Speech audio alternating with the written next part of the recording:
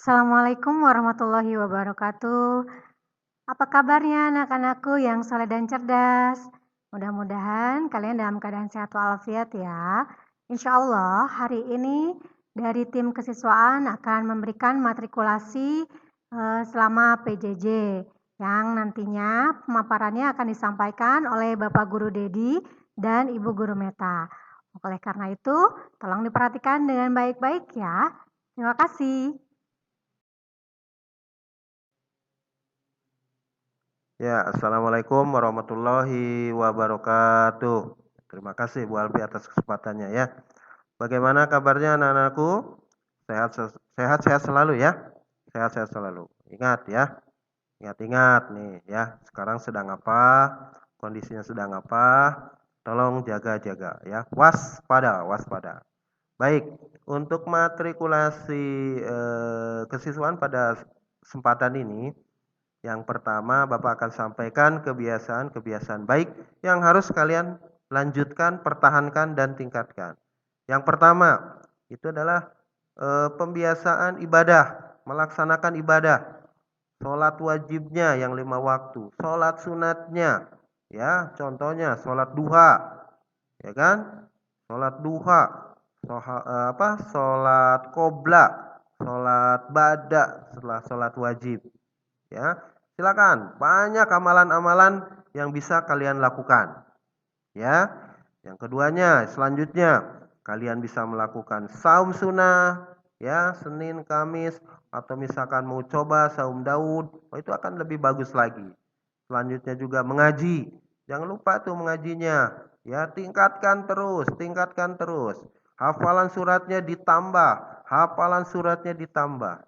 Ya, jangan jangan mogok ya, jangan berhenti ya, karena memang aku mah dah tidak ada di sekolah jadi aku mah jadi jadi tidak semangat. Jangan begitu. Harus tetap semangat ya. Selain itu juga tingkatkan sedekahnya. Pak, gimana? Kan aku di rumah nggak boleh keluar. Sedekahnya seperti apa? Banyak cara. Contohnya, misal nanti ya, misal nih kalian nih punya tempat bekas atau apa, kalian nih punya kembalian atau apalah uang receh atau apa gitu, tinggal masukkan ke situ. Nanti kalau misalkan mau mau memberikannya kepada siapa, nanti bisa minta tolong sama ayah atau sama ibu, ya, untuk menyebarkan apa yang sudah kalian kumpulkan ini, sodakoh ini, ya. Dan mudah-mudahan dengan apa yang kita lakukan, beribadah dengan baik, beribadah dengan sungguh-sungguh, beribadah dengan eh, apa namanya dengan istiqomah, ini akan lebih mempercepat lagi pemulihan keadaan sekarang ini, ya kan? Kita itu kan berdoa harus, ikhtiar juga harus. Makanya doa dan ikhtiar itu dua hal yang tidak bisa terpisahkan. Jadi amalan ibadahnya, pelaksanaan ibadahnya itu harus dipertahankan, harus ditingkatkan lagi, ya. Harus lebih hebat lagi, ya. Terlebih dalam masa seperti sekarang ini. Itu untuk amalan ibadahnya. Yang kedua, itu menyangkut membantu orang tua di rumah. Kan kalian ada di rumah nih, ya kan? Setidaknya kalian mempunyai banyak waktu. Bisa mungkin ya kalian, bukan mungkin lagi, harus membantu orang tua. Dari yang kecil aja dulu. Misal, cuci piring, cuci baju. Pada aku mah belum bisa cuci baju. Oke, bisa ngepel, ya, ngepel, bisa bersihkan jendela, bisa buang sampah, ya kan? Bisa membantu ibu atau ayah misalkan, bantu ibu ya, masak di dapur, boleh ya, atau bantu ayah misalkan memperbaiki apa gitu, memperbaiki kursi yang patah atau apa, itu akan lebih bermanfaat ya daripada kaliannya berleha-leha, ya kan? Ya, tolong bantu orang tua kalian. Yang ketiga, senantiasa menjaga kebersihan dan kesehatan. Ya, kata Bapak tadi, ini kita sedang menghadapi keadaan yang tidak kelihatan, ya. Virus itu kecil, lebih kecil daripada sel darah merah. Ya, itu harus waspada. Kalian harus lebih waspada lagi. Ya, jangan sampai lengah. Kebersihannya dijaga, kesehatannya dijaga. Jangan lupa mandi. Mentang-mentang belajar di rumah, mandinya enggak dilaksanakan. Tetap harus mandi, ya, harus mandi. Cuci tangan kalau sudah melakukan sesuatu atau misalkan memegang sesuatu barang dan sebagainya, apalagi misalkan kalian nih punya keperluan yang penting harus keluar. Nah, itu harus dibersihkan, ya, harus bersih, ya. Pencegahan itu lebih baik daripada menanggulangi. Makanya kebersihan dan kesehatan harus kita jaga, harus kita perhatikan. Jangan sampai kecolongan, ya. Dan kalau misalkan kalian nih punya keperluan yang sangat penting, yang tidak bisa ditinggalkan gitu ya, harus keluar rumah. Jangan lupa menggunakan masker, ya. Jangan lupa menggunakan masker. Atau kalau misalkan di rumah kalian punya yang face shield itu ya, yang kayak tutup helm itu kan itu ya, pergunakan itu. Ya, pergunakan. Ya, selain tadi sering cuci tangan kalau sudah memegang sesuatu gitu ya. Jangan lupa juga kalau misalkan kalian mau bersin, mau batuk, itu tutup.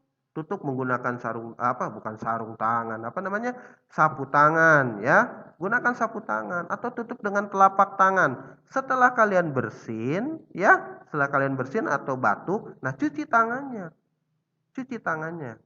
Pak, udah jauh intinya wastafel atau kerannya jauh. Kalau misalkan kalian punya hand sanitizer, silakan pergunakan itu. Ya, tapi alangkah lebih baiknya kalau mencuci tangan itu dengan air yang mengalir, gitu ya, bukan air yang ada diam, misalkan di baskom itu enggak terlalu ini ya. Jadi kalau air mengalir itu nanti si kuman-kuman, bakteri, virus dan sebagainya ikut mengalir dengan air tersebut, ya. Jadi tolong jaga kebersihan dan kesehatan. Selanjutnya nih, karena memang kita sekarang mengadakan pembelajarannya dengan menggunakan media-media elektronik ya, karena pembelajarannya online seperti yang kemarin yang sudah kalian lakukan pada pertengahan semester 2 kemarin ya. Ya, kita akan melakukan hal seperti itu.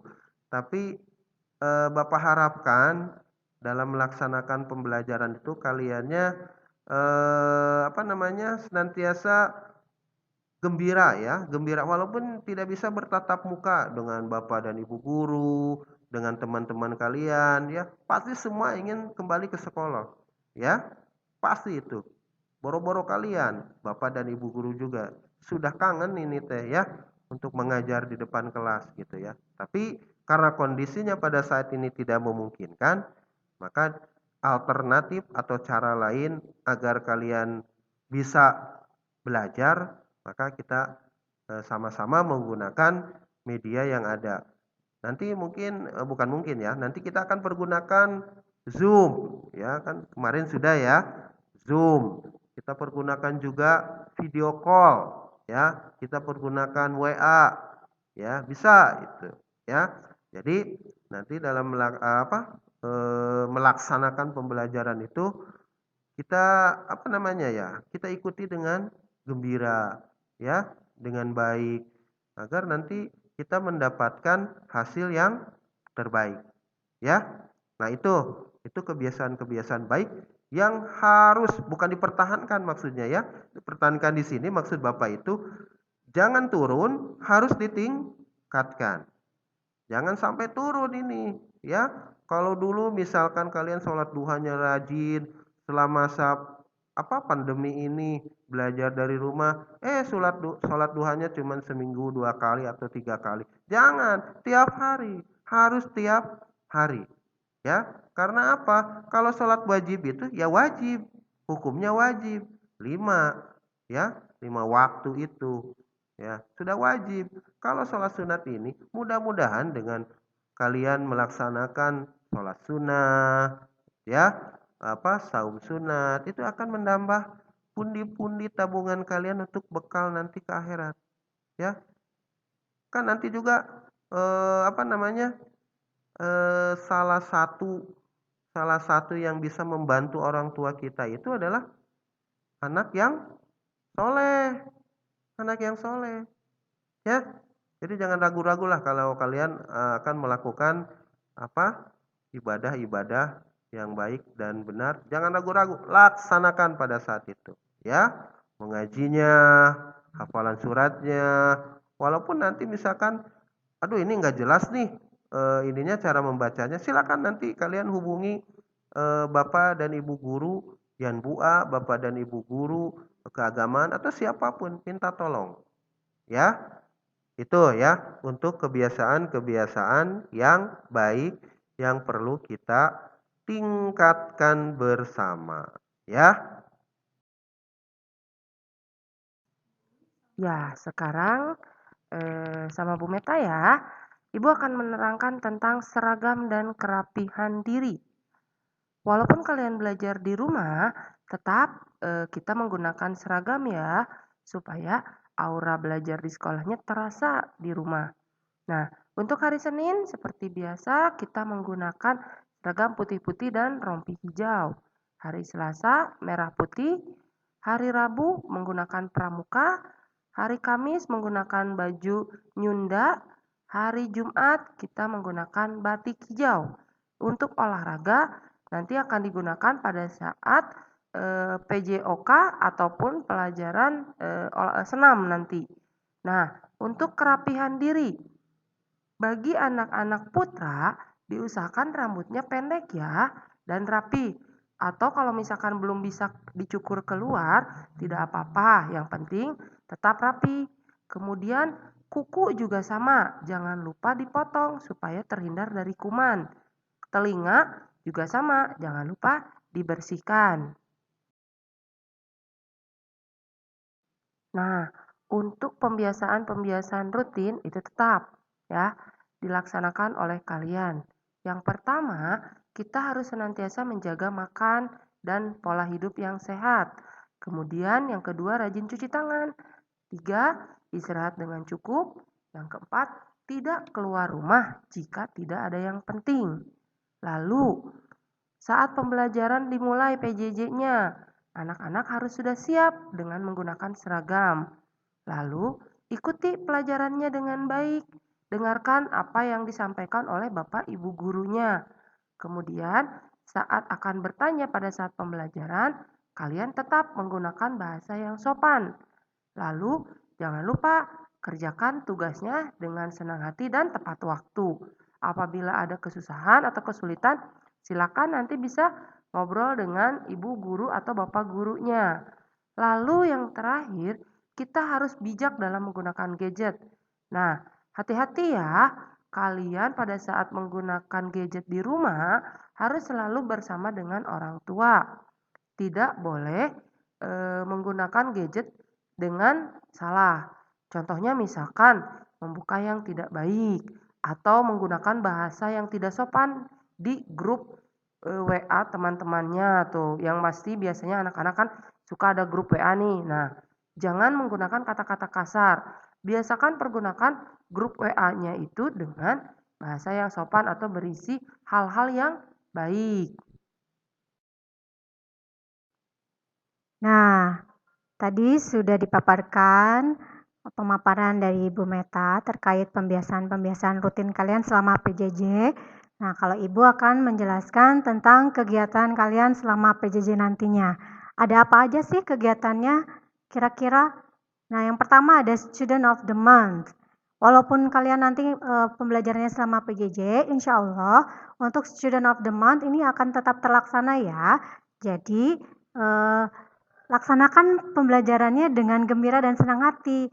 Nah, Student of the Month ini merupakan salah satu award atau reward bagi anak-anak yang telah memenuhi kategori penilaian. Apa saja kategori penilaiannya? Yang pertama, rajin sholat 5 waktu. Yang kedua, aktif dalam pembelajaran selama belajar di rumah. 3, tepat waktu dalam pengumpulan tugas. Keempat, menginspirasi teman-temannya di kelas, jadi bisa memotivasi teman-teman lainnya, ya. Misalnya yang mengerjakan duluan itu bisa memotivasi teman-temannya yang belum selesai mengerjakan tugas. Yang terakhir yaitu kreatif dalam menyampaikan atau menyajikan tugas. Misalkan nih, kalau kalian kan pastinya gadgetnya sudah lebih canggih dibanding Bapak Ibu guru ya. Nah, itu dimanfaatkan saja. Misalkan mau pakai aplikasi KineMaster atau misalkan aplikasi yang lainnya dalam menyampaikan tugasnya, itu boleh, silakan. Itu jadi salah satu penilaian untuk Student of the Month. Kemudian kegiatan berikutnya yaitu kegiatan pengganti kegiatan reguler. Nah, yang pertama ada pekan keramik. Apa itu pekan keramik? Pekan yang dimana kegiatannya dilaksanakan 1 bulan sekali. Ini biasanya insya Allah kedepannya akan dilaksanakan secara berkala ya. Nah, kalian juga sudah pernah merasakan kegiatannya yang kemarin sebelumnya yaitu mendongeng bersama Kak Andi Yuda. Nah, kita tunggu kegiatan apa lagi kira-kira yang akan disajikan pada pekan keramik ini. Yang kemudian yang kedua ada seminar parenting. Ini khusus untuk orang tua kalian. Kemudian kegiatan yang ketiga yaitu layanan BK. Ini ada 3 macam layanan. Yang pertama layanan harian, nanti guru BK yaitu Ibu Putri akan datang ke kelas kalian masing-masing. Datangnya gimana Bu? Jadi selama kalian belajar via Zoom bersama wali kelas, Bu Putri akan ikut di situ dan mengamati kalian. Nah, nanti ketahuan nih yang belajarnya sambil lari-lari, sambil main apa ya, main game atau sambil main apa. Nah, itu bisa jadi penilaian oleh guru BK dan nantinya akan berpengaruh kepada Student of the Month juga ya. Kemudian yang kedua ada layanan mingguan. Ini khusus untuk orang tua kalian yang biasanya akan dilaksanakan setiap hari Rabu. Yang ketiga layanan insidental. Apa sih layanan insidental? Layanan insidental itu ketika ada satu macam peristiwa atau kejadian yang memang membutuhkan penanganan pada saat itu juga. Nanti akan berhubungan dengan Bu Putri dan tim kesiswaan. Oke?